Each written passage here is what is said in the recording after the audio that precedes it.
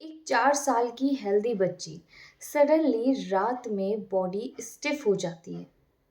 आंखें ऊपर चली जाती थी। पेरेंट्स को समझ ही नहीं आया कि ये क्या हो रहा है। क्या आपका बच्चा भी रिस्क में है? नमस्ते, मैं हूँ doctor Megha Tamrakar, homeopathic and cosmetic specialist. आज है डे 6 जिसमें मैं शेयर कर रही हूँ अपनी क्लिनिक के रियल केसेस। आज मैं एक ऐसा केस शेयर कर रही हूँ जो हर पेरेंट्स को देखना चाहिए। एक 3 से 4 साल की छोटी बच्ची मेरी क्लिनिक में अपने पेरेंट्स के साथ आती है। बच्ची की माँ से बात की तो उन्होंने बताया कि डॉक्टर मैडम, बच्ची का बर्थ बिल्कुल नॉर्मल डिलीवरी से हुआ था। ग्रोथ और डेवलपमेंट भी एज के अकॉर्डिंग नॉर्मल ही था। लेकिन जैसे जैसे वो 4 साल की हुई, पेरेंट्स ने नोटिस किया कि रात को सोते वक्त अचानक उसकी बॉडी स्टिफ हो जाती थी। आंखें ऊपर की ओर चढ़ जाती थी। हाथ पैरों में जर्क होना और 1 से 2 मिनट तक बॉडी अनकॉन्शियसनेस में हो जाना। कभी कभी एपिसोडिक सीजर्स के बाद बच्ची को बहुत ज़्यादा स्लीपी और वीक हो जाती थी। फिर जब मैंने इन्वेस्टिगेशन करवाया गया तो ईईजी रिपोर्ट में पता चला कि ब्रेन स्लीप के टाइम भी हाइपर एक्टिव पैटर्न शो कर रहा है। पेरेंट्स यूजुअली कुछ ऐसी सिचुएशंस में कॉमनली ये प्रॉब्लम फेस करते हैं, जैसे कि बच्चा रात को अचानक चीख कर उठ जाता है, बॉडी जर्क या फिर ट्विचिंग करती है, स्लीप डिस्टर्ब होता है, अचानक इरिटेबिलिटी और एग्रेसिव हो जाते हैं, और कभी कभी बेड वेटिंग भी हो सकता है, जिससे कि कंसंट्रेशन और मेमोरी वीक होने लगती है। पेरेंट्स को लगता है कि कहीं शायद बच्चा डर तो नहीं गया या फिर कोई बुरी नज़र लग गई है। लेकिन रियलिटी में कई बार न्यूरोलॉजिकल हाइपर एक्टिविटी की वजह से ये सब चीज़ें होती हैं।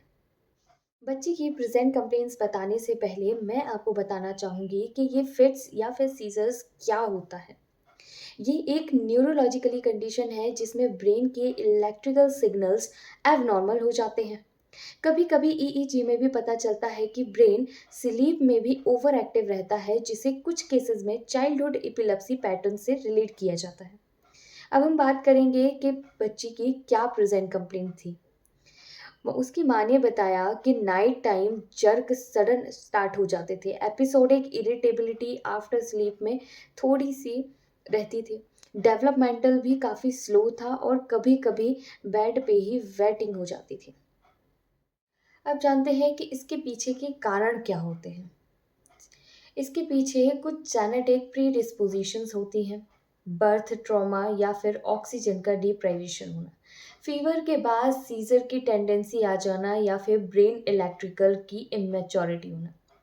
स्क्रीन एक्सपोजर से भी ये आ सकता है, एक्सेसिव मोबाइल यूज़ की वजह से। अब इसमें इन्वेस्टिगेशन क्या होनी चाहिए?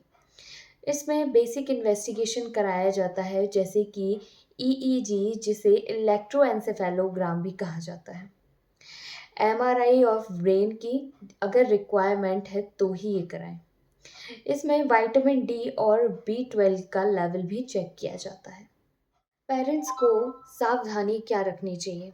अगर बच्चे में ऐसे सिम्टम्स हों तो पेरेंट्स को कुछ इम्पोर्टेंट प्रिकॉशंस लेने चाहिए। ध्यान रखें कि अगर बच्चे को प्रॉपर स्लीप रूटीन अगर आप देते हैं तो ये कंडीशन ठीक हो सकती है। मोबाइल और स्क्रीन एक्सपोजर से कम करें। बच्चे को सडन लाउड साउंड और स्ट्रेस से बचाना है। बैलेंस डाइट देना है, जिसमें magnesium, vitamin be rich foods का कंटेंट ज़्यादा हो। एपिसोड्स आए अगर सीजर्स के, तो ऐसे में आपको पैनिक नहीं करना है, बच्चे को साइड पोजीशन में लिटा दें।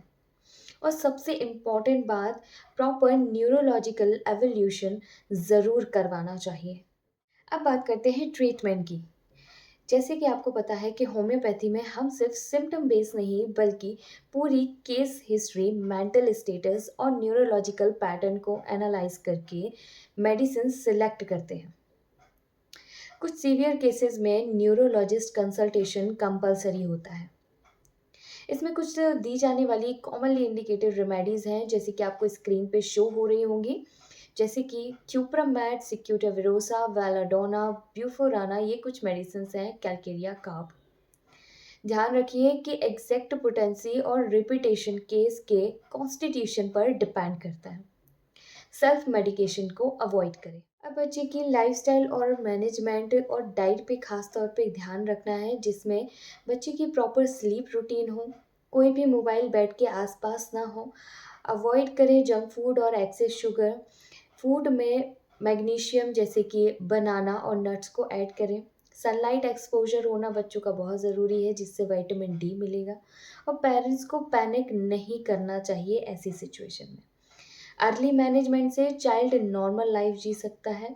बहुत से पेरेंट्स को लगता है कि बच्चों के फिट्स का या फिर सीजर का ट्रीटमेंट बहुत मुश्किल होता है, लेकिन अगर अर्ली डायग्नोसिस और प्रॉपर होम्योपैथिक कॉन्स्टिट्यूशनल ट्रीटमेंट मिले तो ये कंडीशन को काफ़ी कंट्रोल किया जा सकता है।